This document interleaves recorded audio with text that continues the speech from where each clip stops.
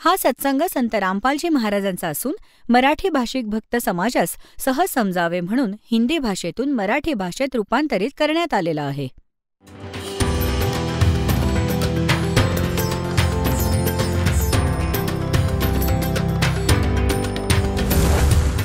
और ज्ञान सब ज्ञान डी कबीर ज्ञान सो ज्ञान और जैसे घोड़ा तोब कायम करता चले मैदान.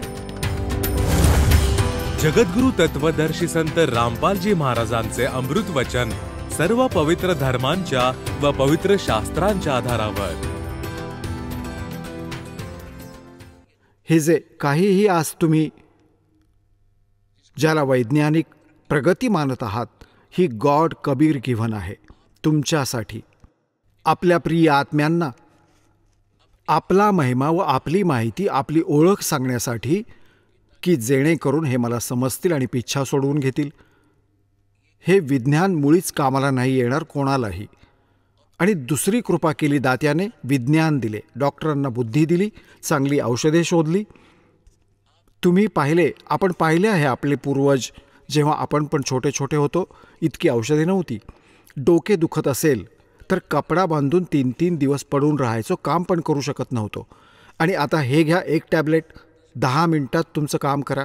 तर आज जर तीच स्थिती असती, शरीराला त्रास झाला असता, तर भक्ती पण नाही करू शकत तुम्ही. तर आज अशी मेडिसिन जी दिली आहेत ती परमात्मा गॉड गिव्हन आहेत, कबीर साहेबांनी दिली आहेत. आज एक गोळी घेतली की आपले भजन करा आणि काम करा. तर असेच जेव्हा 600 वर्षांपूर्वी परमात्मा आले होते एका दिवसात, तिथे झोपडीत कपडा पण विणत होते आणि 1,000 ठिकाणी जाऊन प्रकट होत असायचे आणि सगळीकडे जाऊन त्यांचे ज्ञान ऐकवायचे. तेच ज्ञान एका जागी बोलायचे, तेच सगळीकडे अन्य रूपात तेच ज्ञान एकसारखे सगळीकडे बोलले जायचे. जसे आजकाल TV वरून, चॅनेलवरून इथे सांगितले जात आहे, विश्वात कुठेही बघू आणि ऐकू शकतो. तर त्यावेळी परमात्मा अशी लीला करायचे जसे आजकाल. तर कोण जसे आज जर कोणी हे करतात, परमात्म्याने आज केली असती ही लीला, तर आज ती गोष्ट झाली नसती. कारण तर आज एका मिनिटात माहिती पडते की महाराजजी सत्संग तिथे करत होते, दुसरा तर इथे पण करत आहे, तिसरा कोणी तिथे पण करत आहे. तर ही एक सृष्टीक्रमात खळबळ माजली असती. आणि जादूगार म्हणायला लागतील यांना, तर जादूगार आहे हा. आणि त्यावेळी कोणाला माहीत नव्हते 10 किलोमीटर दूर काय घडतंय. 5 किलोमीटर एका आठवड्याने माहीत पडायचं. तिथे एक कोणी भक्त आला होता, कोणी संत भक्त सत्संग करत होता. तर आज परमात्म्याने आता ही पद्धत आजमावली तुमच्यासाठी. त्यावेळी तर व्हर्बली ऐकवत असायचे, जे ज्ञान तुम्हाला कबीर सागरमधून, कबीरवाणीतून दास ऐकवतो, समजावतो. परंतु ते नकली संत परमात्म्याच्या या ज्ञानाला नाकारत होते की हा खोटे सांगत आहे, काही नाही जाणत, धाणक आहे, विणकर आहे, शूद्र आहे, हा संस्कृत नाही वाचू शकत, संस्कृत तर ब्राह्मण लोक वाचतात.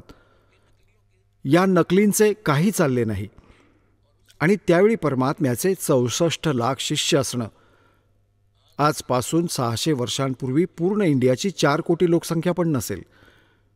आणि त्यावेळी इराक, इराण आणि हा पश्चिम व पूर्व पाकिस्तान, बलुचिस्तान, अफगाणिस्तान आणि गजनीपर्यंत हा संपूर्ण भारत होता. आणि सगळ्या भारतात 4 कोटी लोकसंख्या पण नसेल त्यावेळी. आणि त्यावेळी 64 लाख शिष्य होणं एका धाणक विणकराचे, काय तो मनुष्य होता का कवी होता तो? ते समर्थ शक्ती होते, ते कबीर भगवान होते. तर त्यावेळी परमात्म्याने ज्ञान हेच दिले, परंतु ज्ञान कमी, आपल्याला समाधान जास्त हवे होते. तर जो पण परमेश्वराच्या शरणात येत होता कबीर साहेबांच्या, तर त्याला सुख मिळायचे. कारण हा परमात्मा आहे, हा आमचा पिता आहे, हा आपल्या दुःखांना बघू शकत नाही आणि समर्थ आहे. आता जसे कोणी बालक आहे, मूल आहे आणि कोणत्याही कारणाने त्याने कर्ज डोक्यावर करून ठेवलं आहे आणि पित्याकडे सामर्थ्य आहे आणि तो पित्याकडे येतो की पिताजी असं असं झालं, तर ते म्हणतील बाळा यापुढे चूक नको करूस, तर घे हे तुझं कर्ज मी फेडून टाकतो. तर तो पुढे नीट वागला तर फायदा होईल. तर अशा प्रकारे हे समर्थ परमात्मा आहेत. जे पण परमेश्वराला शरण येत होते सगळे सुखी व्हायचे. असे 64 लाख शिष्य बनले. आणि कारण का राहिले की आपण त्या परमात्म्याला परमात्मा नाही मानले. आपण ज्ञानाचा आधार नाही घेतला, समाधानाला आधार केलं, आणि जेव्हा सुख मिळत गेली मग ती बकवास आपल्या मनात परत घर करून राहिली. ज्या कारणामुळे आपण 64 लाखातले 64 लाख इथेच मग भटकत राहिलो, पार नाही होऊ शकलो, नाहीतर त्यातही पार झालो असतो. याचं कारण हे राहिलंय, कबीर साहेबांनी म्हटलंय, ज्ञान संपूर्ण हुआ नहीं और हरदा नहीं छदावे और देखा देखी भक्ति का यू रंग नहीं ठहरावे. जोपर्यंत तुम्हाला ज्ञान संपूर्ण नाही मिळणार तोपर्यंत तुम्ही या भक्ती मार्गावर स्थिर नाही होऊ शकणार. तुम्ही डगमगून जाल, कोणी पण मध्ये येऊन तुम्हाला भ्रमित पण करेल, नाही तुम्ही इकडे चुकीचे जात आहात, आता इकडे चला. तुमची दिशा तुम्हाला दिग्भ्रष्ट करेल. तर माहीत नाही जायचे होते पूर्वेला आणि पाठवून दिले उत्तरेला, तर खूप दूर जाल, असेच आपण भटकत राहिलो. तर आता परमात्म्याने हे ज्ञान यासाठी तुमच्यासाठी तयार केले आहे. पहिले तुम्हाला शिक्षित केले. पुण्यात्म्यांनो, जे दास वचन सांगत आहे त्यात खूप वजन आहे आणि सत्याने परिपूर्ण आहे. आजपासून 50-100 वर्षांपूर्वीचा तुम्ही इतिहास बघा. लाखो वर्षे होऊन गेली या सृष्टीला. या चतुर्युगामध्ये कोणीही आपले जे सामान्य नागरिक शिक्षणच नाही, आपल्या नेक नीतीमुळे कमाई करून आपल्या परिवाराचे पोषणच करायचे. एका वर्गाला ब्राह्मण वर्गाला एक विशेष ती ड्युटी सोपवली होती की तुम्ही सद्ग्रंथ वाचा, शिक्षण ग्रहण करा आणि मग आम्हाला सांगा. तर सामान्य माणसांना ते स्वतः जसे पण सद्ग्रंथांना वाचत ऐकत समजत होते, सामान्य व्यक्तींना सांगायचे. तसे थोडेफार शिक्षण असायचे, परंतु त्यासाठी एक सिंपल असा ज्ञानाचा आधार बनवला जात होता. हे आजकालचे जे शिक्षण नव्हते. तर तुम्ही बघितले असेल आपल्या आजोबा पणजोबा 7 पिढ्यांचं तर मला आठवत आहे, कोणीही अक्षर ज्ञान ठेवत नव्हता आपल्यासारखे, आणि सगळे सुखी होते, थाटात राहत होते, चांगल्या धोरणाने राहत होते, कोणती दुःखे येत नव्हती, ना अशा प्रकारच्या पैशाची वासना होती जी आज लागली आग. तर परमात्म्याने यासाठी शिक्षित नव्हते केले की अप्रामाणिक बनवते हे शिक्षण, तुमच्यात अभिमान निर्माण करते. थोडीशी कोणती पोस्ट प्राप्त करतो, कोणी अधिकारी बनतो, अभिमानाने छाती फुलते त्याची, आणि उद्या लकवा मारला, पॅरालिसिस झाला, मग तोंडात माशी गेली तर कशी बाहेर निघेल, कुठे गेली ती बकवास. तर जोपर्यंत जीवाला आपल्या स्थितीची माहिती नाही होणार तोपर्यंत संकटावर संकटे झेलत राहील. आणि सगळ्यात मोठे दुःख आणि सगळ्यात मोठा बाधक भगवानाच्या मार्गात अभिमान असतो. तर यासाठी हे ज्ञान शिक्षण परमात्म्याला आता मजबुरीने द्यायला लागले तुम्हाला, की तुम्हाला जरी किती सुख दिले जातात इथे बरवाला सतलोक आश्रमात, आणि तुम्हाला समजत नाही, तुम्ही इथून पळून जाता. आता आधी तुम्हाला ज्ञानाने रंगवले जाते, तुम्हाला यासाठी बोलावले जाते की तुम्ही परत परत इथे यावे, आणि तुम्हाला इथे येण्याने खूप फायदा होतो. आता जसे तुम्ही सत्संगासाठी तयारी करता, 4-5 दिवस आधी तर घराची सेटिंग करू लागता की मला 2-3 दिवस सत्संगाला जायचं आहे.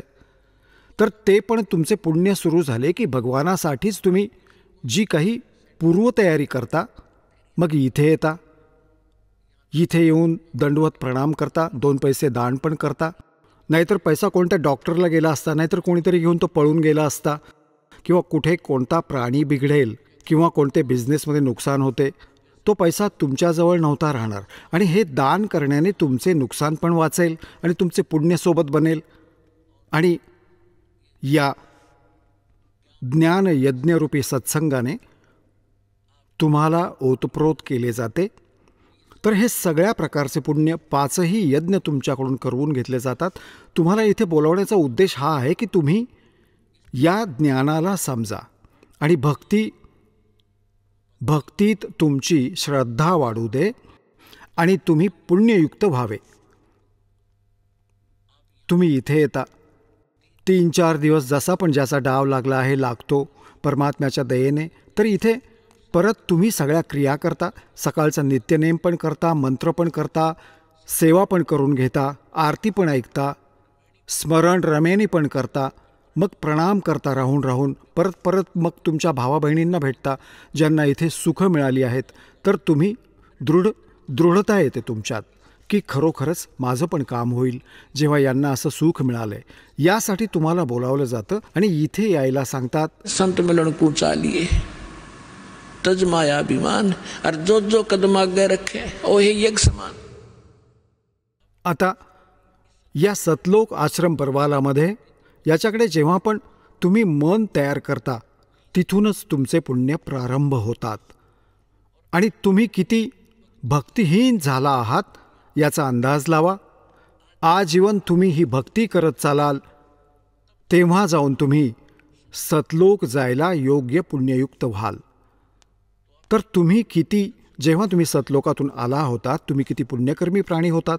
या काळाच्या हॉटेलमध्ये येऊन तुम्ही सगळ्या पुंजीचा नाश केला. तुम्ही एक भिकारी बनलात. गरीबदासजी म्हणतात, ते उत्तर दक्षिण पूर्व पश्चिम तू फिरदा दाणे दाणे नु और सर्व कला सतगुरु साहेब की हरियाई हरियाणे नु. तुम्ही एका दाण्यासाठी धक्के खाता आणि प्रत्येकजण इंग्लंडला जाते आणि प्रत्येकजण अमेरिकेला श्रीमंत बनून येईन. तुम्हाला इथेच श्रीमंत बनवेल परमात्मा. श्रीमंती स्थापित होईल. करून बघा भक्ती 100 सुख देईल आणि बरकत देईल. 100 प्रकारचे तुमचे नुकसान टाळेल. हेच सुख झाले. आणि परत धनाचे करणार काय तुम्ही? जेव्हा तुम्हाला हे अध्यात्म ज्ञान होईल मग तुम्हाला फक्त गीता अध्याय नंबर 7चा श्लोक नंबर 29 लक्षात राहील. गीता ज्ञानदाता म्हणतो की जो प्राणी माझ्या या ज्ञानाचा आश्रय घेऊन त्या तत्वदर्शी संताचा शोध घेतो,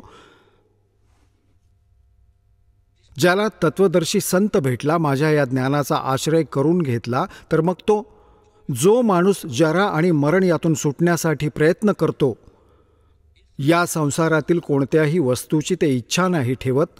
जरा म्हणजे वृद्ध अवस्थेतील कष्ट आणि मरण म्हणजे मृत्यू.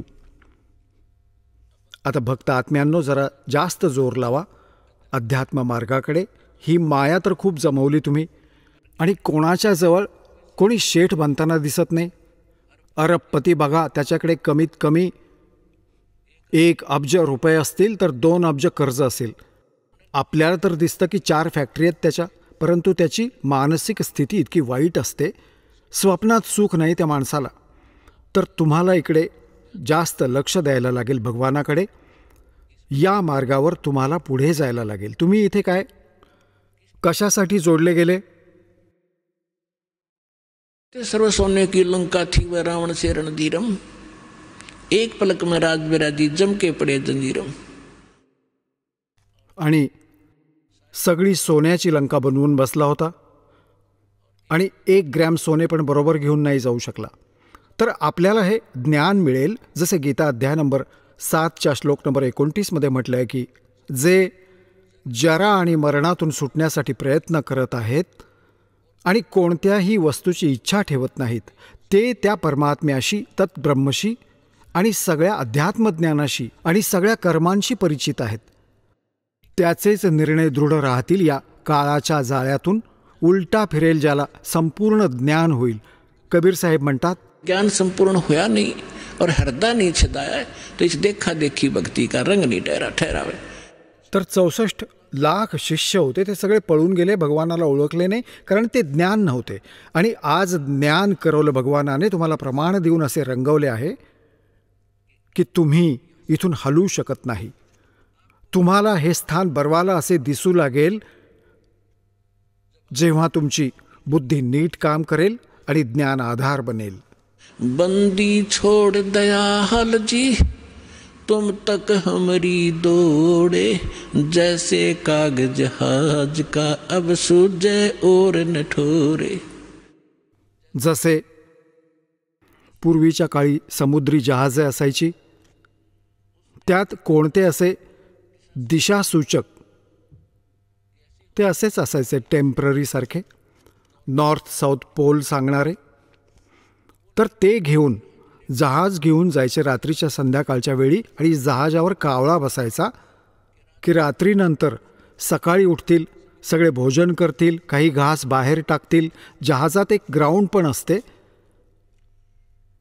तर तो कावळा या लोभामुळे बसून राहायचा. रात्री 200-250 किलोमीटर जहाज समुद्रात निघून जाते, तर तिथे गेल्यानंतर सकाळ होते.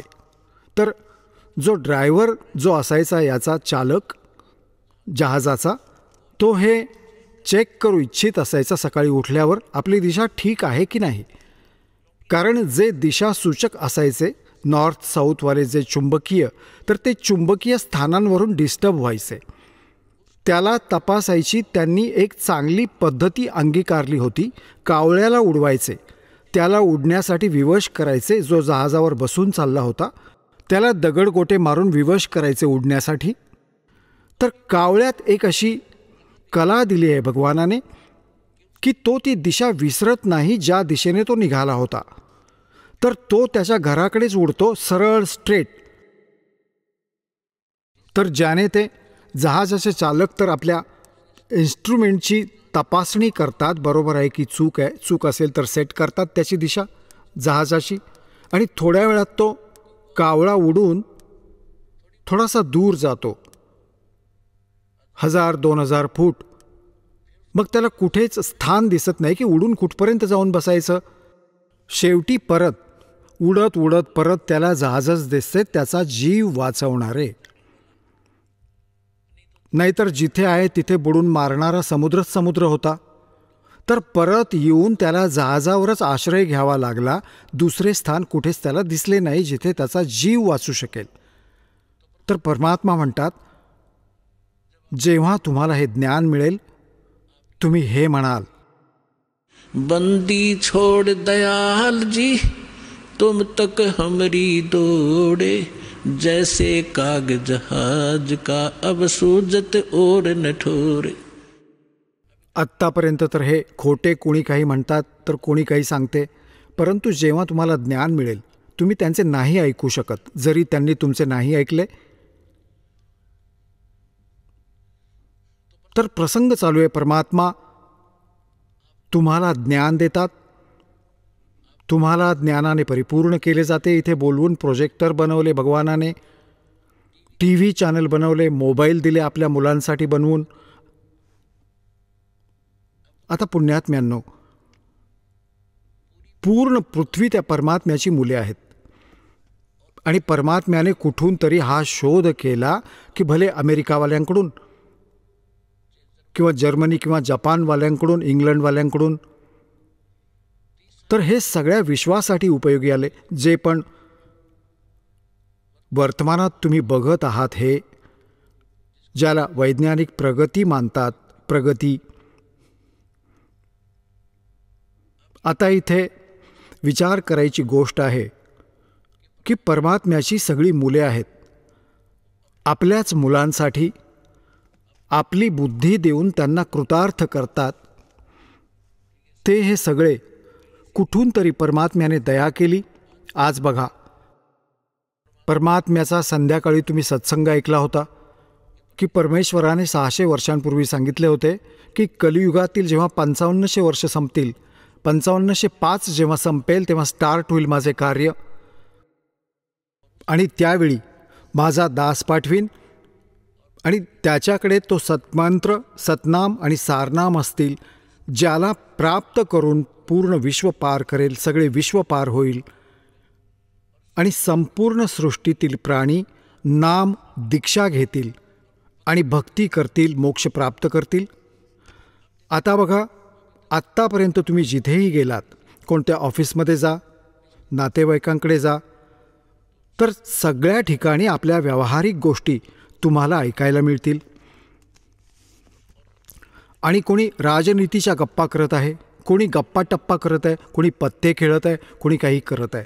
तर हे सगळ्या प्रकारचे, जसे तुम्ही कोणत्याही क्षेत्रात जाऊन बघा, सगळीकडे हाहाकार माजला आहे. रामाचे तर नाम पण नाही राहिले. ठीक आहे, कुठे विशेष कोणते अनुष्ठान केले जाते तिथे डोके टेकवून आलो, प्रसाद खाल्ला, बस आनंद मानला. आपण विचार केला, झाले बस, भक्ती इतकीच असेल, नाही. कबीर साहेब म्हणतात की जिन हृदय सा सुमरिया ताको तैसा लाभ, ओसा प्यास ने भाग ही जब लग दसैनी आब. दवबिंदू चाटल्यामुळे तहान संपत नाही, त्यासाठी तर गटगट 2-3 ग्लास प्यावे लागतील, तेव्हा तृप्ती होईल. तर आधी आपण दान करत होतो, ₹1.25 टाकत होतो पेटीत आणि आनंद साजरा करत होतो की खूप मोठे दान केले. 5:15चा प्रसाद ज्या दिवशी वाटत होतो बुंदीचा, तेव्हा तर विचार करायचो आज तर कमाल झाली, हा कोणता धर्म होता? हे तर दवबिंदू चाटत होतो आपण. आता आपण ग्लासवर ग्लास पिऊ लागलो. इथे दान करतात मुले आणि कबीर साहेब म्हणतात, धर्म तो धसके नहीं, धसके मीन्स नाश होत नाही धर्माचा. ते धसके तीनों लोक और खैरायत में खैर है, कीजिए आत्मभोग है. गुरु बिन माला फेरते, गुरु बिन देते दान, गुरु बिन दोनों निष्फल हैं, जे पूछो वेद पुराण. म्हणजे कुपात्राला दिलेले दान पण व्यर्थ जाते, सुपात्राला दिलेले दान 1000 पट होऊन तुम्हाला प्राप्त होते आणि तुमच्या पुण्यात पण तो काउंट लिहिला जातो. तर जो प्रसंग चालू आहे त्याकडे येऊया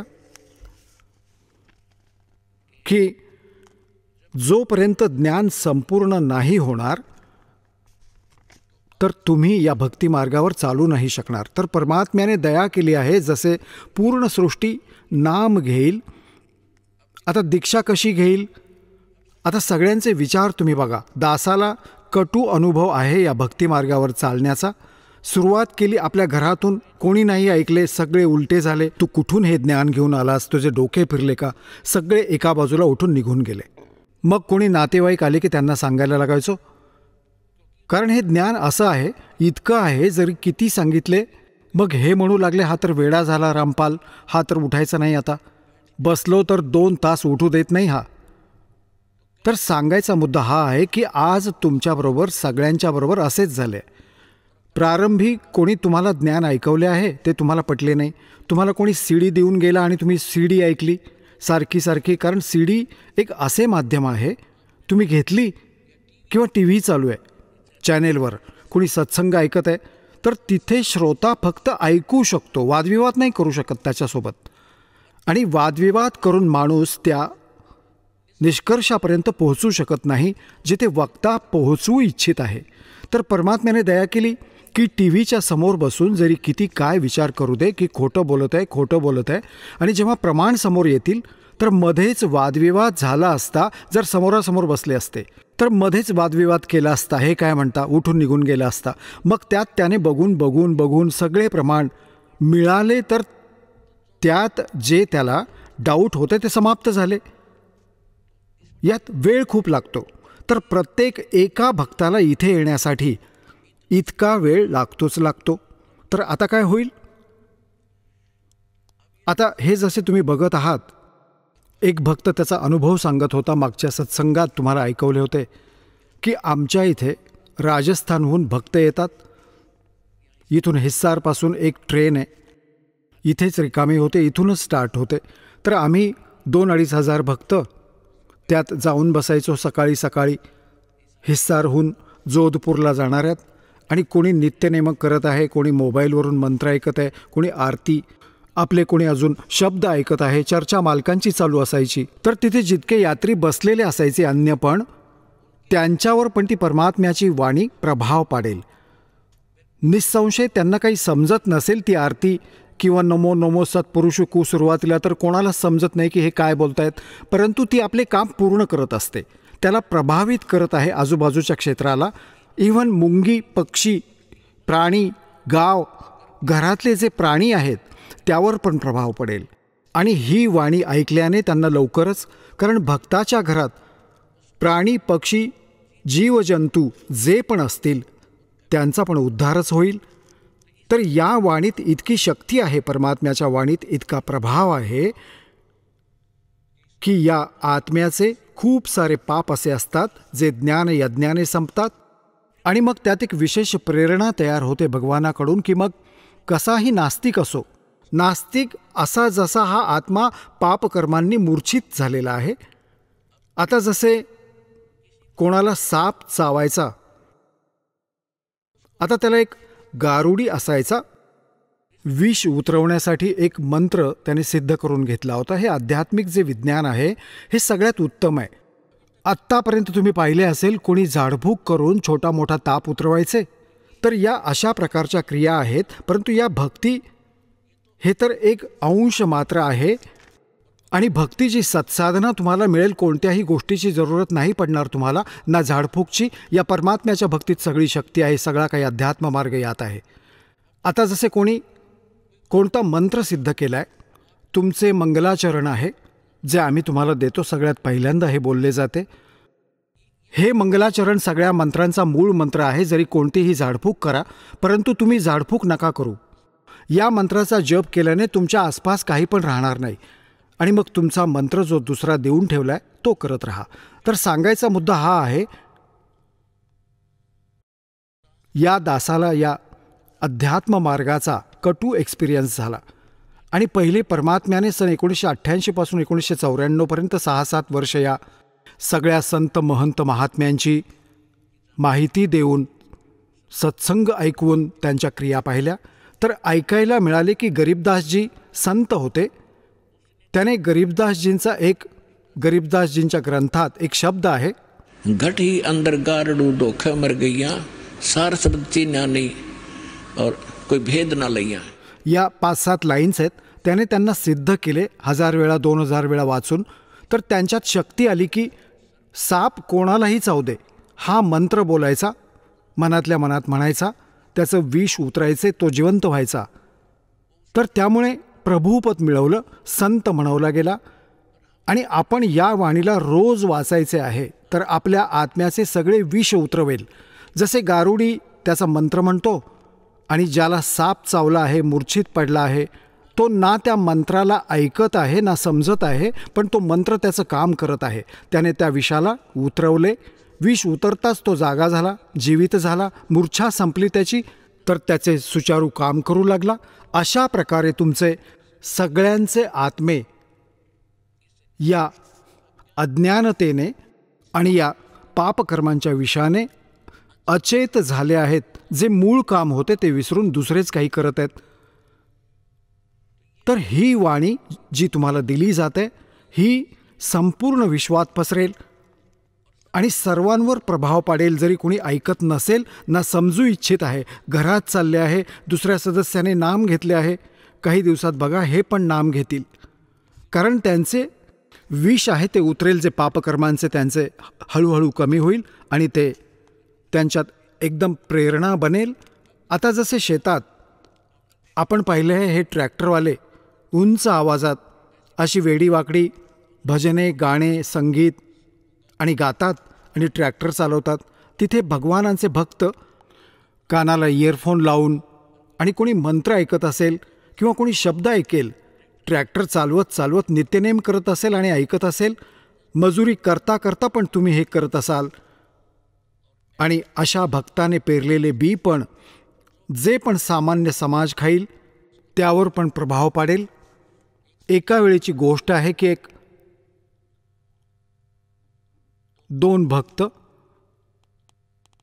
2 संत बनले होते. त्यांनी शिष्य बनवून ठेवले होते. थोडाफार अध्यात्म ज्ञान त्यांना होते, तेव्हा तर सामान्य समाजात पूजनीय होतात. तर ते जे 2 संत होते, एक संत म्हणू लागला, चल माझे शिष्य आहेत तिथे जाऊया. तो दुसरा पण बरोबर गेला. तर जिच्याकडे जाऊन थांबले होते त्या बहिणीने पण नाम घेतले होते, दीक्षा घेतली होती. तिच्या घरी तिची बहीण आली होती, त्या बहिणीची बहीण, आणि तिच्या बहिणीची मुलगी विधवा झाली होती. आणि ती बहीण खूप टेन्शनमध्ये होती. तर जी उपदेश प्राप्त होती त्या बहिणीने त्या बहिणीला जी अनउपदेशी होती तिला म्हटले की ताई पोळ्या बनव, माझी मदत कर, जेवण बनव, साधू संत येत आहेत. तर त्या बहिणीने जेवण बनवले. जिची मुलगी विधवा झाली होती आणि त्याच टेन्शनमध्ये होती, ती काय होईल माझ्या मुलीचे, छोटी छोटी मुले आहेत, हे भगवान तिची कशी गुजराण होईल. माता पिता तर टेन्शनमध्ये राहतात. आता या विचारात मग्न असताना तिने जेवण बनवले, संतांनी खाल्ले, ते झोपले. तर सकाळी जो दुसरा होता तो उठला आणि इतक्या टेन्शनमध्ये उठला की बाबा काय झाले. उठून त्याने आपल्या साथीदाराला सांगितले की बाबा आज तर असे स्वप्न पडले की जसे माझी मुलगी विधवा झाली आहे आणि तिचे काय होईल, मी तर वाईट तळमळत होतो. जेव्हा डोळे उघडले तेव्हा आराम वाटलाय. तो बुद्धिमान होता. त्याने म्हटले आपल्या मित्राला की काय या परिवारात कोणाला कोणती आपत्ती आहे. तर म्हणाला, मला पण माहीत नाही, माहिती करून घेतो. त्याने आपल्या शिष्याला बोलावले की मुली, काही तुम्हाला कोणता त्रास आहे, कोणत्या प्रकारचे मुलीचे नुकसान झाले आहे. तर सांगू लागली, मला तर काही नाही आहे, तुमच्या कृपेमुळे माझी बहीण आली आहे आणि तिची मुलगी मेली, तिची मुलगी विधवा झाली आहे, 10, 15, 20 दिवस झाले आणि ती आली आहे. तर संताने विचारले, काय भोजन कुणी बनवलं ते आज आमचे? की म्हटले तिनेच बनवले होते. आता पुण्यात्म्यांनो, त्या बहिणीकडून बनवल्या गेलेल्या जेवणात पण त्या विचारांनी प्रवेश केला आणि ज्या संतांनी ते खाल्ले त्यावर पण प्रभाव पाडला त्याने. तर अशाच प्रकारे आता हे चांगले वचन, चांगले ज्ञान, चांगली वाणी जी पण जशी पण कुठेही क्रिया करत आहेत तर त्यांच्यात प्रवेश करेल. जसा कोणी शेठ आहे, बसल्या बसल्या मंत्र म्हणत आहे आणि काम काय आहे तिथे, वाणी लावली आपल्या भगवानाची, दुकानदार आहे किंवा कोणी मजूर आहे आणि कुठेही जो काम करत आहे आपले, तर तिथे काय होईल, त्या सामानावर पण याचा प्रभाव पडेल आणि जे दुसरे ते खरेदी करून घेऊन जातील त्यांच्यावर पण परिणाम होईल. तर अशा प्रकारे आपल्या सगळ्यांच्या आत्म्यावर पापकर्मांचे विष चढल्यामुळे मूर्छित झाले आहेत, ते जागे होतील आणि परत भजनाला लागतील.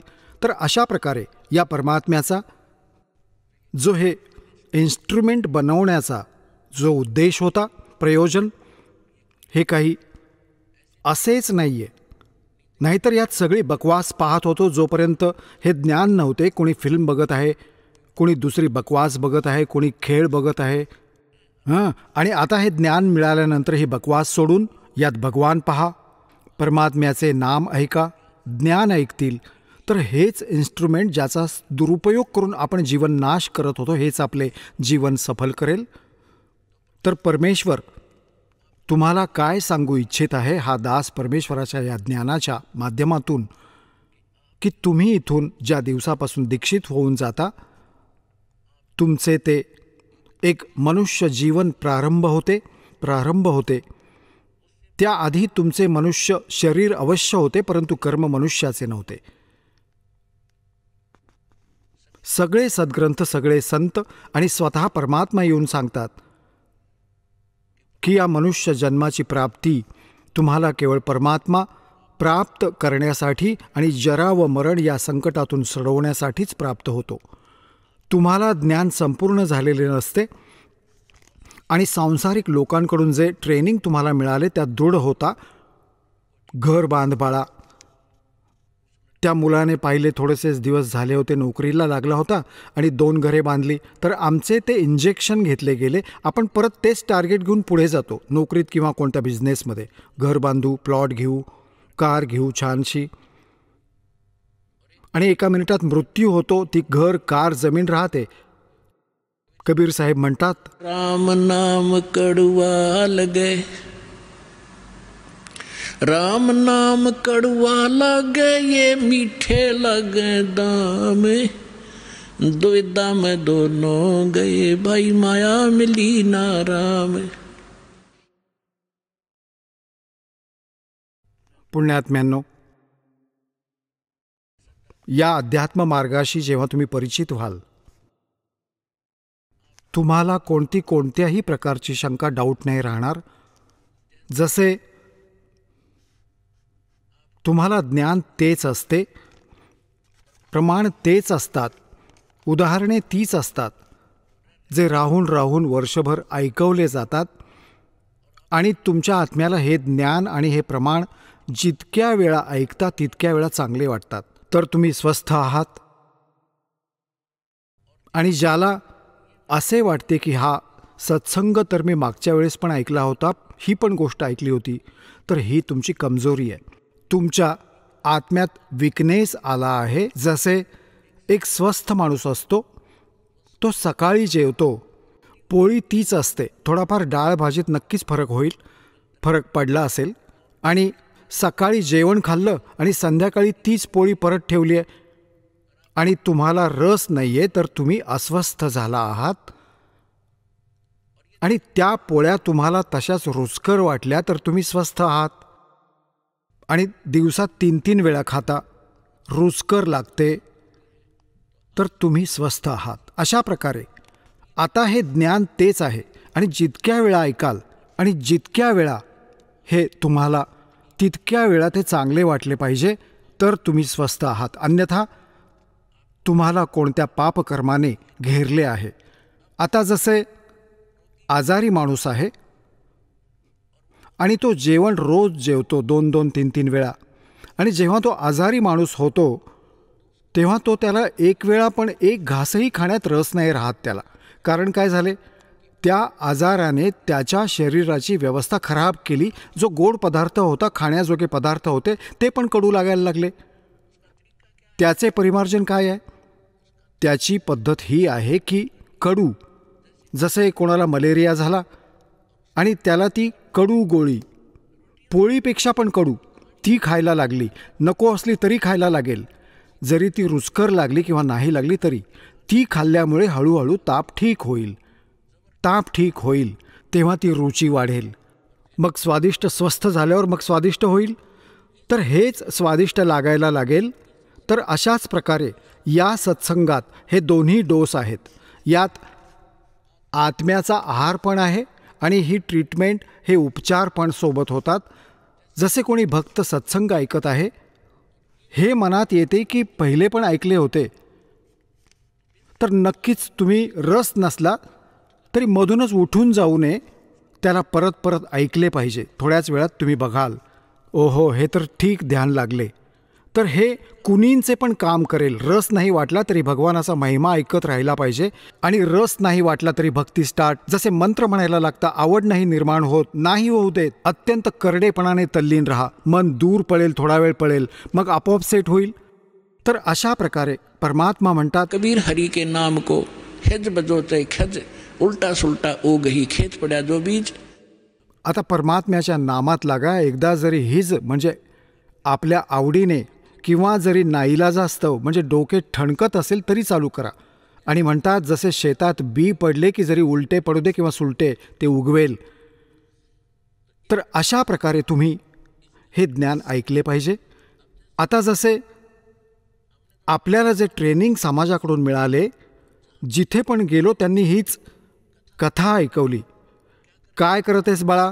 की इंजिनिअरिंग करत आहे. म्हटलं अच्छा, काय करणार? JEE म्हणून लागेन, किंवा कोणी म्हणेन STO म्हणून लागेन. अच्छा, माझ्या गावात एक मुलगा होता अमुक अमुक एकाचा, JEE म्हणून लागला होता, त्याने एक घर बनवलं तिथे आणि एक प्लॉट खरेदी केला आणि त्याने असं केलं. तर आपले विचार तेच होतात. BCA होऊ, JEE म्हणून लागू, STO म्हणून लागू. तर ते इंजेक्शन लागले तर आपण तिकडे प्रेरित झालो, आणि आता हे ज्ञान ऐकू भगवानाचे, तर आपण इथे दृढ होऊन जाऊ. ते तर आपल्याला विष दिसू लागेल. हे घर बंगला यात सगळ्या जीवनाचा नाश करणं, हे महामूर्ख व्यक्तीचं काम दिसू लागेल. तर अशा प्रकारे सत्संगाला येण्याने, या ज्ञानाला परत परत ऐकण्याने तुमच्यात दृढता येईल. कबीर साहेब म्हणतात, बघा आपण इथे धन मागायला येता, परमात्मा म्हणतात हे तर मी पासंगासारखं देईन तुम्हाला फ्रीमध्ये, हे तर तुम्हाला फ्री ऑफ कॉस्ट देतो, हा तर आमचा सौदा पण नाही आहे, हे तर असेच देईन तुम्हाला. आता पासंगाची परिभाषा सांगतो थोडीशी काय असते. पूर्वी आमच्या गावात, सगळ्या गावात असेच होते, पैसे बिसे इतके नसायचे.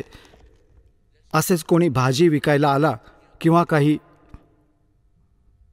इतर सामान, कांदा विकायला आला किंवा इतर काही सामान घेऊन यायचा, तर आमची आजी काय करायची, गहू भांडे भरून घेऊन यायची आणि त्याला विचारायची, बाबा हे कसे देणार ढेमसे तू? तो म्हणायचा, जी गव्हाचे 2 भरून देईन. म्हणायची वजन कर. आणि जेव्हा व्यवहार तर केला गव्हाचा, 2 वेळा वजन केले, 1 किलोचे 2 किलो घेतले 1 किलो गव्हाच्या बरोबर, मग असे म्हणायची पासंग अजून दे. पासंग म्हणजे व्यवहारात नसलेला अतिरिक्त आयटम, तो एखादं ढेमसं उचलून अजून टाकायचा, घेत आहे पासंग. नाही बाबा अजून थोडा दे, 1-2, तो अजून 1-2 उचलून टाकायचा, म्हातारी खुश व्हायची. तर हे पासंग म्हणजे फ्री, ते तर अतिरिक्त. तर जो खरा सौदा आम्ही तुमचा इथे देऊ करून, तो जन्म आणि मृत्यूच्या या दीर्घ रोगाचा नाश करेल. आणि जे तुम्ही इथे मागायला येता, आम्ही तर पासंगामध्येच देऊ. झालं समाधान?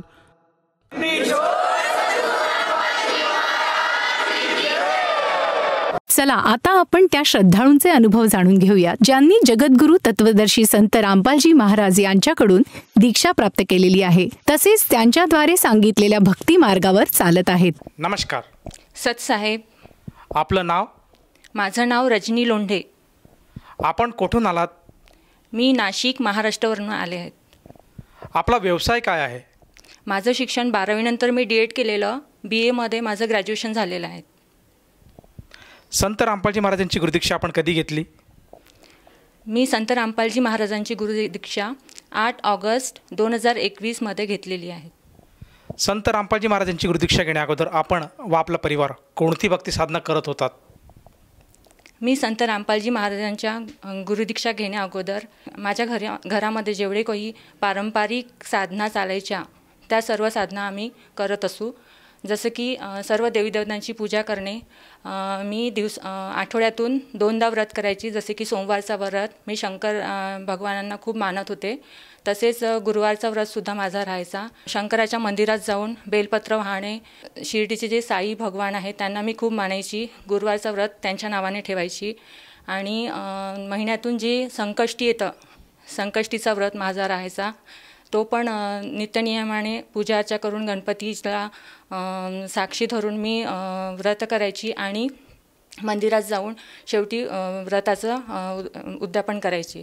तसेच जे आपले नवरात्रामध्ये 9 दिवसांचे घटस्थापनामध्ये देवीची पूजा केली जाते, त्यामध्ये मी 9 दिवस व्रत ठेवायची आणि दिवसभर फलाहार करून रात्रीला त्या व्रताचं उद्यापन करायची. असे 9 दिवस कंटिन्यू चालायचे.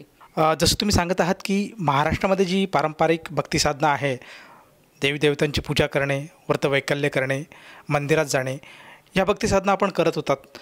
तर मग संत रामपालजी महाराज यांच्याबद्दलची माहिती आपल्याला कशी कळाली आणि आपण त्यांच्या शरणात कसे आलात? मी सर्व देवीदेवतांची भक्ती इतक्या मनाने आणि याच्यानी करत होती, मनाने म्हणजे सेवेभावाने करत होती की मला यातून काहीतरी लाभ व्हावा याच याच्यानी करायची. पण त्यातून मला लाभ नव्हता. तर असं करता करता माझे मामा या संत रामपालजी महाराजांची दीक्षा घेतलेली आहे, त्यांनी ते जुळलेले आहेत. त्यांच्याद्वारे माझ्या घरी ज्ञानगंगा हे पुस्तक आलेलं.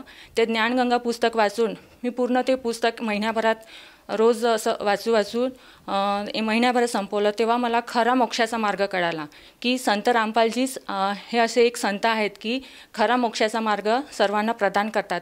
आणि आपण एवढी देवी देवतांची भक्तीसुद्धा करून आपल्याला काहीच त्यातून लाभ मिळत नाही. त्याचप्रमाणे खरा मोक्षाचा मार्ग जो आहे तो आपल्याला मिळत नाही. तर संत रामपालजी महाराजांची दीक्षा घेऊन मी या मार्गाला जुळले. मला इथे एक गोष्ट असं आवर्जून अशी विचारायची वाटते की आता आपण उल्लेख केला की जी पारंपरिक भक्ती साधना आपण करत होतात त्यातून कुठेच आपल्याला मोक्षाचा मार्ग मिळाला नाही, परंतु केवळ संत रामपालजी महाराजांच्या भक्ती मार्गामध्ये आल्यानंतर आपण असं छातीटोकपणे सांगू शकता की त्यामुळेच साधकाला मोक्ष प्राप्त होतो. तर ह्या कुठल्या आधारावर आपण असं सांगू शकाल? जसं की मी शिवशंकराची खूप मनोभावे आराधना करत होते. तर असं करता करता मला एका ब्राह्मणाने सांगितलेलं होतं की तू फक्त सोमवारचे व्रत करत जा आणि निष्ठाभावाने त्यांच्या मंदिरात जाऊन बेलपत्र वाहत जा आणि त्यांची निष्ठाभावाने जरी तू त्यांची पूजा अर्चा केली तरी तुझ्या ज्या काही समस्या आहेत त्या दूर होतील. पण तसं न होता माझ्याशी मी सर्व निष्ठाभावाने करता करतासुद्धा मला अशा समस्या यायच्या की मी असं मनात मला विचार यायचा की एवढंसुद्धा करूनसुद्धा माझ्या वाट्याला काही सुखच नाही. त्यामुळे मग असं वाटायचं की एवढं आपण देवीदेवतांची पूजा करतो तरी पण आपल्या वाट्याला एवढं दुःख का येतं. तर त्यामागे आपलं मला असं वाटायचं की आपण एकच नाही, आपण सर्वच मग शेवटी शंकराची करतो, आपण देवी गणपतीची करतो. बाकी असं आमचं कुलदैवत म्हटलं तर खंडोबा आहे. जेजुरीला जाणं, वर्षातून एकदा जेजुरीला जाणं. त्याचप्रमाणे जसं की विठ्ठलाची पूजा करणे, पंढरपूरला जाणे. असं मी एकही तीर्थ असा काही सोडला नव्हता की महाराष्ट्रातले की तिथे मी जाऊन आलेली नाही की नाही माझी समस्या तिथे सुटणार म्हणून. पण असं न होता माझ्याशी विपरीतच असं काहीतरी घडायचं की त्यामुळे माझा देवावरचा विश्वास उडाला होता. म्हणजे मी हळूहळू जेवढं देवांवर विश्वास होता माझा कमी होत गेलेला. तर संत रामपालजी महाराजांच्या शरणामध्ये येण्याचं एकच कारण होतं की मी हे ज्ञानगंगा पुस्तक वाचलं होतं. त्यामुळे मला सगळं शास्त्रानुसार भक्ती कशी करावी हे खरं म्हटलं तर मोठं ज्ञान कळालं. आपण जी आतापर्यंत जी भक्ती करत होते ती शास्त्रानुसार न होता शास्त्राविरुद्ध भक्ती करत होतो. जसं की आपण म्हणतो की अक्षर पुरुष एक पेड हे, निरंजन वाकी डार, तीनो देवा शाखा हे, पात रूप संसार. म्हणजे आपण फक्त मुळाची पूजा न करता आपण फक्त पानांची पूजा करत होतो. जसं की ब्रह्मा विष्णू महेश यांची आपण पूजा तर करत होतो, पण ते त्या पानाची पूजा न करता आपल्याला मुळाची पूजा करायची आहे. मुळाची पूजा म्हणजे तो पूर्ण ब्रह्म कबीर साहेब आहे. त्या कबीर साहेबांची पूजा म्हणजेच त्यांनी दिलेली जी साधना आहेत, जे मंत्रजाप आहेत, त्यांचा मंत्रजाप करून आपण खरा भक्ती म्हणजे शास्त्रानुसार भक्ती करून आपल्याला लाभ प्राप्त होतात. म्हणजेच आपल्याला सगळे सुख प्राप्त होतात. जसं की संत रामपालजी महाराज ओम तत्सत या मंत्रानुसार आपल्याला भक्ती साधना देतात. जसं की ओम मंत्र हा शर पुरुषाचा आहे, तत् म्हणजे हा अक्षर पुरुषाचा आहे, आणि आपल्याला जो सतमंत्र दिला जातो तो हा पूर्ण ब्रह्म कबीर साहेबांचा आहे. म्हणजे जेव्हा आपल्याला ह्या ज्या तिन्ही मंत्राचा जेव्हा पूर्ण संतांकडून आपल्याला दीक्षा दिली जाते तेव्हा आपल्याला खरा लाभ प्राप्त होतो. तसंच मला संत रामपालजी महाराजांची दीक्षा घेतल्यानंतर मला एवढा पूर्ण विश्वास संत रामपालजी महाराजांवर झालेला आहे की मला जो मोक्षाचा मार्ग मिळाला तो खरा मोक्षाचा मार्ग मिळाला आहे, की त्यामुळे माझे सर्व दुःखांचं निवारण संत रामपालजी महाराजांची जी त्यांनी सांगितलेली साधना आहे ती साधना करूनच मला हे सर्व सुख आणि जेवढे काही लाभ आहेत ते मला त्याच साधनेतूनच मिळणार आहेत. जसं तुम्ही सांगत आहात की संत रामपालजी महाराज शास्त्रोक्त भक्ती सांगतात आणि खऱ्या अर्थाने मोक्षाचा मार्ग सांगतात, तर मला हे विचारायचं आहे की आपल्याला या साधनेत आल्यानंतर काय काय अनुभव आलेत किंवा आपल्याला व आपल्या कुटुंबाला या साधनेमुळे काय काय लाभ प्राप्त झालेत? संत रामपालजी महाराजांच्या शरणेत आल्यानंतर त्यांच्याकडून नामदीक्षा घेतल्यानंतर मला सगळ्यात मोठा लाभ म्हणजे आध्यात्मिक लाभ प्राप्त झाला आहे. म्हणजेच मोक्षाचा मार्ग मिळाला आहे. खरा मोक्षाचा मार्ग म्हणजेच आपण जी शास्त्रानुसार भक्ती कशी करावी ती शास्त्रानुसार भक्ती कशी करावी हे संत रामपालजी महाराजांच्या शरणात आल्यानंतर हा सगळ्यात मोठा लाभ झालेला आहे. त्यानंतर शारीरिक लाभसुद्धा मला झालेला आहेत. मला सायटिकाचा खूप त्रास व्हायचा, म्हणजे कमरेची नस लागायची ती पायापर्यंत, खूप दुखायचं, म्हणजे अक्षरशः इतकं दुखायचं की मला उभं राहणंसुद्धा सहन होत नव्हतं. साधा स्वयंपाक पण करणं म्हणजे मला खूपच कठीण जायचं. तर मी असं डॉक्टरांना वगैरे दाखवले, पण ते काय थोडा वेळ आराम व्हायचा आणि परत ते दुखणं सुरू व्हायचं. पण यातून मला सुटका काहीच नव्हती. तर मी बरेच असे योगा पण करायची, पण योगातून पण असं 4 दिवस बरं वाटायचं. मग त्यानंतर परत तसंच परिस्थिती माझी व्हायची. अक्षरशः रडू यायचं की काय करायचं आता, कुठे जायचं. पण त्यानंतर जेव्हा मी संत रामपालजी महाराजांच्या शरणामध्ये आले आणि त्यांना सांगितलेल्या भक्ती साधनेनुसार मी भक्ती करायला लागली, मंत्रजाप करायला लागली, त्यानंतर मला त्यांच्याकडून अक्षरशः लाभ होऊ लागले. आणि जेव्हा संत रामपालजी महाराजांची मी हरियाणाला जाऊन दर्शन घेतले तेव्हा फक्त व्हिडिओ कॉलवर जो मी संत रामपालजी महाराजांचं दर्शन घेतलेलं, फक्त त्यांनी तेव्हा आशीर्वाद दिला की बच्ची कैसी हो बच्ची, सिर्फ इतना ही पूछा गुरुजी ने कि आप कैसी हो बच्ची, सिर्फ इतना ही बोला, सब ठीक हो जाएगा, सिर्फ इतना ही गुरुजी ने बोला. और फक्त इतकंच म्हटल्यानंतर गुरुजींच्या एवढ्या म्हणण्याने माझं काही दुःख होतं, जे मला शारीरिक पीडा व्हायच्या, तेव्हापासनं त्या क्षणापासनं असं वाटलं की खूप कमी झाल्या. आणि त्यानंतर मी घरी आले. मग मी घरी पण कामं करायची. असं मी सगळ्यांना हा अनुभव सांगायची की नाही, मला आधी थोडंसं उभं पण राहिलं तरी इतका त्रास व्हायचा की मी उभं नव्हती राहू शकत. संत रामपालजी महाराजांच्या आशीर्वादाने एवढं होऊ शकतं, म्हणजे ते तर प्रत्यक्ष भगवान आहेत, परमेश्वर आहेत. माझा तेव्हापासून एवढा विश्वास झाला की नाही, हेच पूर्ण संत आहेत आणि हेच परमेश्वर कबीर साहेब आहेत. हे संत रामपालजी महाराज कबीर साहेबांच्या रूपात आपल्या पृथ्वी तलावर आले आहेत आपले सगळे दुःख निवारण करण्यासाठी. या व्यतिरिक्त संत रामपालजी महाराजांच्या साधनेमुळे आपल्याला आणखीन काही लाभ किंवा अनुभव प्राप्त झालेत का? जसं की माझ्या घरी आमचे जे भगतजी आहेत त्यांना दारूचं खूप व्यसन होतं. त्यांना दारू आणि सिगारेटचं इतकं व्यसन होतं की त्यामुळे अक्षरशः घरात कलह निर्माण व्हायचा, घरातली सुखशांती असं वाटायचं की फक्त त्या दारूमुळे असं घर उद्ध्वस्त झालेलं होतं.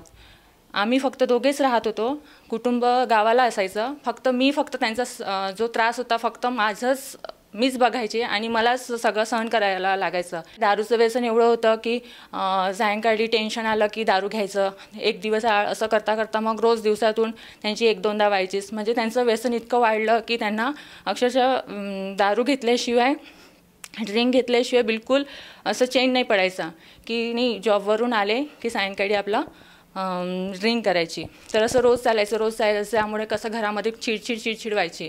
तर मी रोज म्हणायची की नाही हे बरोबर नाही असं घेणं, म्हणजे कसं त्याचा परिणाम माझ्या तब्येतीवर सुद्धा झालेला. त्यामुळे मी म्हटलं, आणि त्यांचं कसं रागामध्ये कधी हातसुद्धा उचलायचा की नाही तू कोण होतं की बोलण्यासाठी. ते माझं शौक आहे, मी मित्रांसोबत बसतो तर मला त्याच्यासाठी घ्यावंच लागतं. माझा जॉब असा आहे की मला 4 चौघामध्ये बसून हे सगळं घ्यावंच लागतं. माझा जॉब आहे की मेन हे आहेत असं ते बोलून मोकळे व्हायचे. तर मी म्हणायचे की ठीक आहे जॉब एक आहे, पण आपलं हे सगळं, कारण की त्याचा परिणाम माझ्या घरी व्हायचा. सुख शांतीचं काही नामोनिशाणच नव्हता. आणि मला इतकं असं रडू यायचं की मला असं वाटायचं की मी आधी खरंच व्यसन नसलेला माणसाशी लग्न केलं असतं तर मी आत्ता सुखी असती असं वाटायचं. म्हणजे इतका कलह आणि अक्षरशः रडू, आणि मी एकटीच. त्यामुळे मग जेव्हा आम्ही नामदीक्षा घेतली, नामदीक्षेनंतर जे आमचे भगतजी आहेत, माझे मिस्टर आहेत, त्यांचं व्यसन सुटलं आणि त्यांना आता म्हणजे त्यांचा वास, सिगारेटचा वाससुद्धा आला तरी ते असं म्हणजे त्यांना सहन होत नाही तो वास. आणि दारूचं व्यसनसुद्धा त्यांना आता असं म्हणजे ते तिथून गेलंसुद्धा आणि कोणी जर बाजूला पण घेऊन असेल तर तो वाससुद्धा सहन होत नाही. म्हणजे इतका हा सगळ्यात मोठा लाभ मला झाला की आता म्हणजे ते व्यसन सुटकेमुळे मला घरात सुख शांती आहे आणि कुठलंही टेन्शन घरी नाही. आता सगळं व्यवस्थित आहे. अजून एक लाभ सांगायचा म्हणजे आर्थिक घरी चणचण होती, कारण मिस्टर प्रायव्हेट जॉबला होते. त्यामुळे ते टेन्शनमध्ये सतत राहायचे. त्यामुळे ते व्यसनाधीन झालेले होते. त्यामुळे घरात पैसा राहायचा, पण कधी कसं व्हायचं की प्रायव्हेट जॉब असल्यामुळे 2-2, 3-3 महिने पगार व्हायचा नाही. त्यामुळे कशी आर्थिक चणचण घरी निर्माण व्हायची. त्यामुळे कसं टेन्शन वाढत जायचं, वादविवाद व्हायचे घरी. तर संत रामपालजी महाराजांच्या शरणात आल्यानंतर हा सगळ्यात मोठा लाभ म्हणजे माझी आर्थिक परिस्थिती चांगली झाली आणि घरामध्ये सगळ्या सुखसुविधा उपलब्ध झाल्या.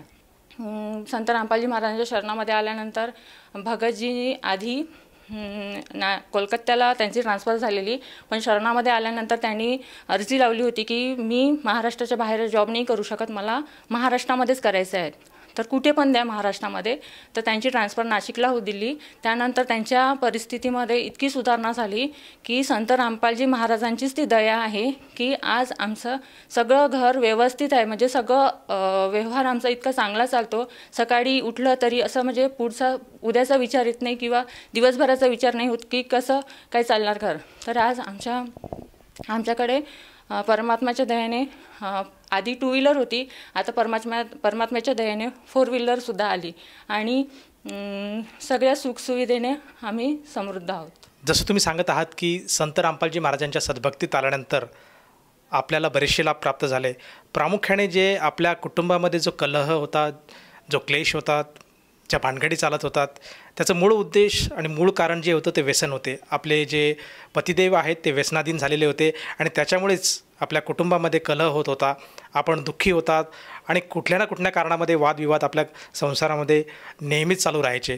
तर मला हे विचारायचं की जेव्हा आपण संत रामपालजी महाराजांची सद्भक्ती घेतली, त्या सद्भक्तीच्या जोरावर आज आपण या संकटातून बाहेर आलेल्या आहेत. तर समाजामध्ये अशा बऱ्याचशा तुमच्यासारख्या भगिनी आहेत, स्त्रिया आहेत, महिला वर्ग आहे, ज्या आजसुद्धा या त्रासापासून ग्रस्त आहेत, व्यथित आहेत आणि त्यांना पण कुठेतरी वाटतं की आपल्या पतिदेवाने सुद्धा कुठल्याही प्रकारचं व्यसन करू नये, परंतु त्या हतबल झालेल्या आहेत. वेगवेगळ्या त्या प्रयोजन करतात, नियोजन करतात, म्हणजे कुठल्या ना कुठल्या देवीकडे ते मन्नत मागतात, मागणी करतात.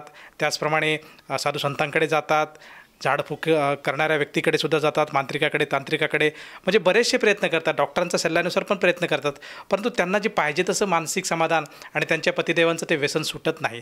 तर तुम्ही खास करून तुम्ही जो आज हा अनुभव घेतला आणि संत रामपालजी महाराजांची दीक्षा घेतली, त्यानंतर पूर्णपणे आज तुमचे पतिदेव त्या व्यसनापासून दूर झालेत आणि तुमच्या घरामध्ये जे वातावरण आज सुखसंपन्न असं समृद्ध विदाऊट क्लेशचं जे वातावरण आज निर्माण झालं आहे, तर तुमच्या या अनुभवातून तुम्ही त्या सर्व महिला वर्गांसाठी, त्याचप्रमाणे जे श्रद्धाळू वर्ग आज तुमचा मुलाखतीचा कार्यक्रम बघत आहेत, या सर्वांना तुम्ही तुमच्या अनुभवातून काय संदेश द्याल?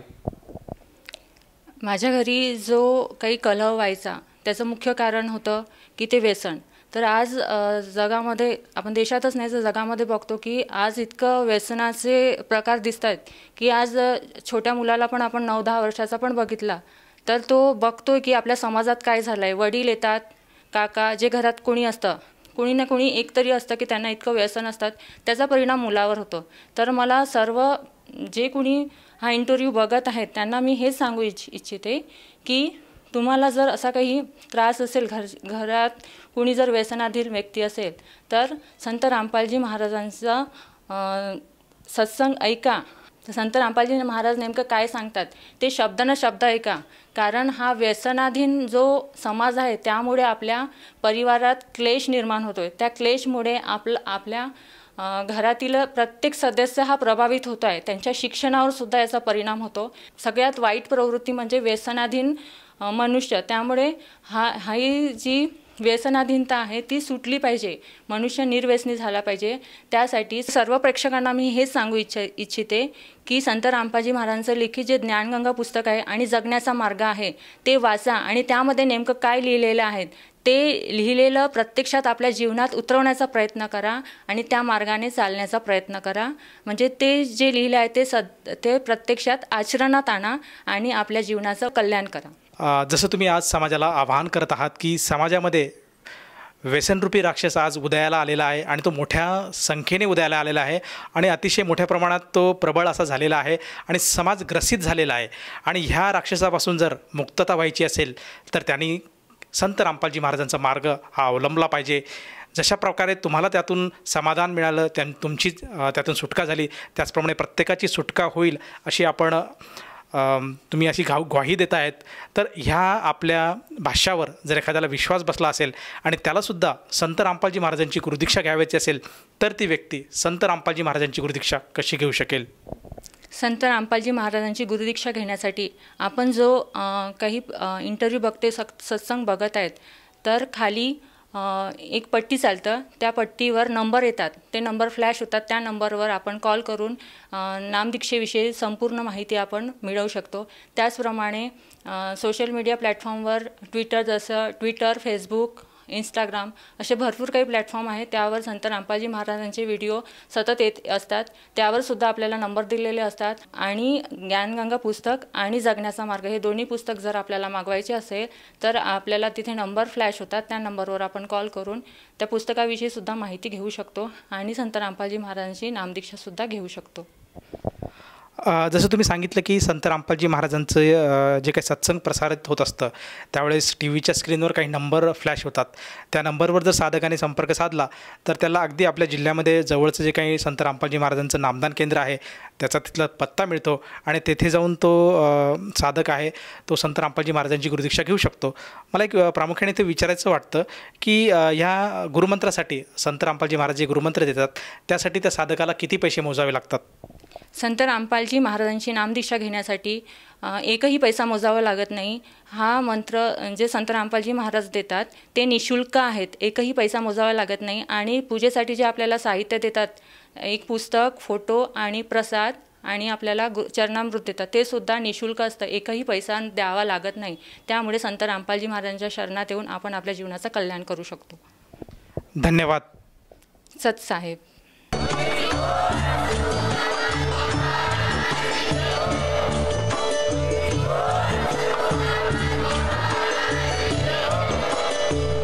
आपण ऐकत होता जगद्गुरु तत्वदर्शी संत रामपालजी महाराज यांचे मंगल प्रवचन, ज्यांच्या शुभ आशीर्वादाने संपूर्ण विश्वामध्ये 500 पेक्षा जास्त नामदीक्षा केंद्र आहेत, जिथे निशुल्क नामदीक्षा दिली जाते. निशुल्क नामदीक्षा प्राप्त करण्यासाठी आणि अधिक माहितीसाठी संपर्क करा 7030303951 7030303952. अद्वितीय आध्यात्मिक ज्ञान वाचण्यासाठी, पाहण्यासाठी आणि ऐकण्यासाठी संत रामपालजी महाराज ॲप अवश्य डाउनलोड करा किंवा आमची वेबसाईट www.jagadgururampalji.org वर विजिट करा. आम्हाला सोशल मीडियावर फॉलो करा. सर्व पवित्र धर्मांच्या पवित्र शास्त्रांवर आधारित प्रमाणित अनमोल पुस्तक, ज्ञानगंगा किंवा जगण्याचा मार्ग यापैकी कोणतेही एक पुस्तक निशुल्क मागवण्यासाठी आपण आम्हाला आपले पूर्ण नाव, पूर्ण पत्ता, पिनकोड आणि फोन नंबरसह लिहून 7030303951 किंवा 7030303952 या नंबरवर SMS करू शकता किंवा 7030303950 या नंबरवर व्हॉट्सअप देखील करू शकता.